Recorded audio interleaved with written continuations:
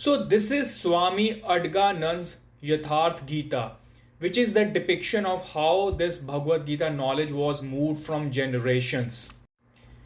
Actually, the Gita with Arjuna that happened 5000 years back was a reteaching, as Gita has no beginning or end. It's out of the circle of time.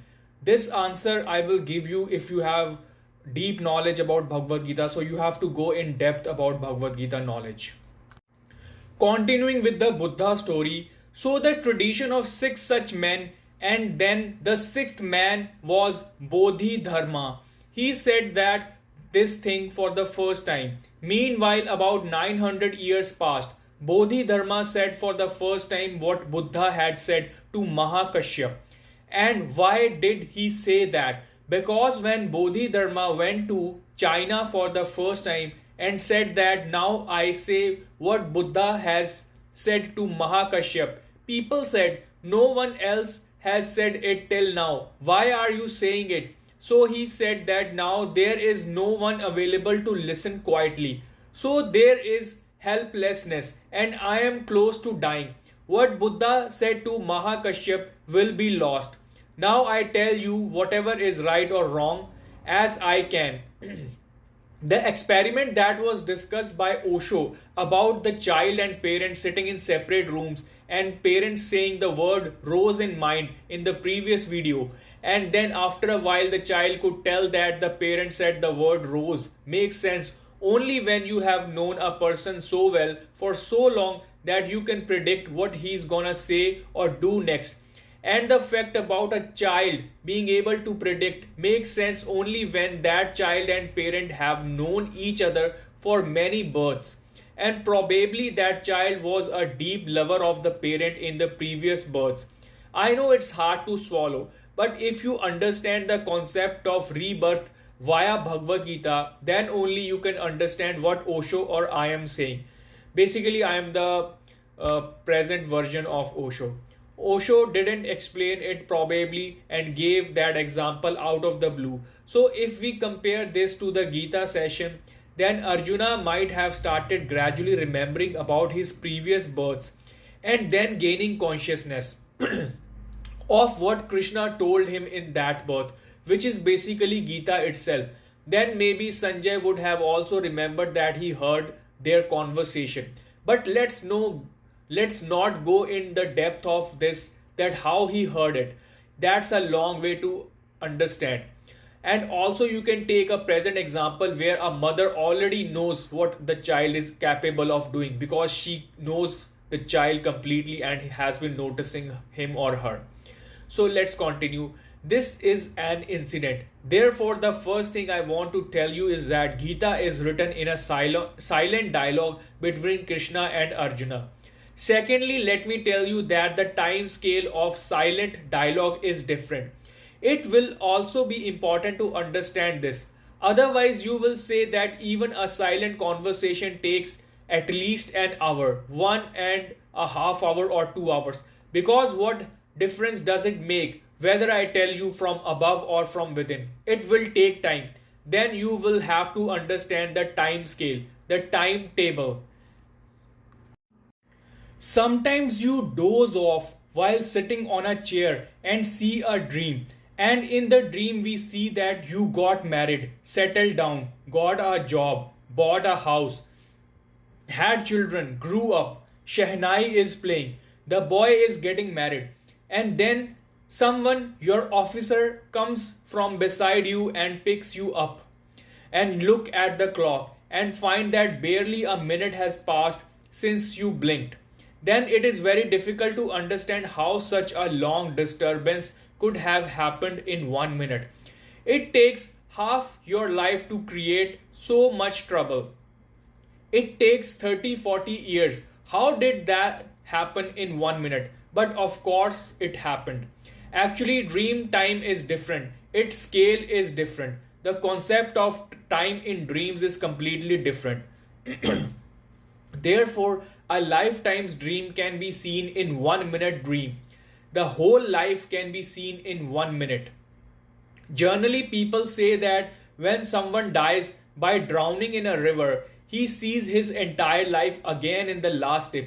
As you can see, there is not much difficulty in this. The time of dream is different, the time of waking is different, but even while awake, the time scale does not remain the same throughout the 24 hours. It changes all the time, it flickers. Like when you are in sorrow, the time becomes longer, and when you are happy, it becomes shorter. A loved one comes and sits nearby. An hour passes. It seems as if you have just arrived. It has only been a moment. And some enemy comes and sits and does not sit even for a moment. It seems like, when will he go? Life is passing by. The clock keeps the same amount of time, but your mind's perception of time keeps getting bigger and smaller all the time. If someone is dying at home, if you sit near his bed all night, it will feel like eternity. It seems like infinite. There is no ending. The night never seemed to end. When will it end? But the same person is dancing with his loved one, and the night starts running away as if tonight is the enemy and is hurrying. And the night quickly runs away, and the morning comes. And it seemed as there was no time between evening and morning. That's it. Evening came and morning came. The time in between falls. Even when you are getting married, for like within Indian ceremony, it takes a lot of time. So you are eagerly waiting for your suhagrat. So you are waiting how when this pandit will stop, when I will get my suhagrat. So time seems short in happiness, becomes smaller. It doesn't seem to happen. It just happens. Grows up in sorrow. Time is changing all the time, even during the day and while we are awake. And if you experience happiness, time stops. Someone asked Jesus, what will be the special thing in the kingdom of your Lord? So Jesus said, there shall be no time anymore, no existence of time. This will be a special thing. So he asked that we do not understand that if there is no time, then how will all the work be done? So that was a stupid question. There is no time in the moment of happiness. If ever even a moment of meditation has come within you, if ever even a moment of joy has come to you, then at that time there is no time. Time has ended. In this regard, all the people of the world agree. Whether Mahavira, Buddha, Lao Tse, Jesus, Muhammad or anyone else, they all agree that that moment of self-experience of bliss is of Brahm. That is the timeless moment. Time doesn't exist. So the scale of telepathy is different. This thing can be done even in a moment, for which it would take 1 hour or 1.5 hours to write. If you write down whatever dream you have seen in a moment, it will take you 1.5 hours. You will say, this is very strange thing. Look, in a moment it is taking 1.5 hours to write. What is the reason? Why the hell? Therefore, let me bring the third thing to your attention. The reason is that when any event happens within you, it happens simultaneously. As I look at you, I see you gathered in one moment. But if I come to count you, I will count each one of you, and then it will become linear. I will have to count you in one line. That will take hours. When I saw you, I saw everyone in you. It came together in a moment. But when I count and write your names somewhere on the register, it will take many hours. So when you see the dream, simultaneity decreases. When you write it on paper, you write it in length. It does not remain simultaneous. Each incident that occurred has to be written. Then it becomes longer, takes more time. When Gita was written, or when Sanjaya told Dhritarashtra that such and such things were happening within Krishna and Arjuna, then it would have taken the same amount of time as it would take you now while reading Gita.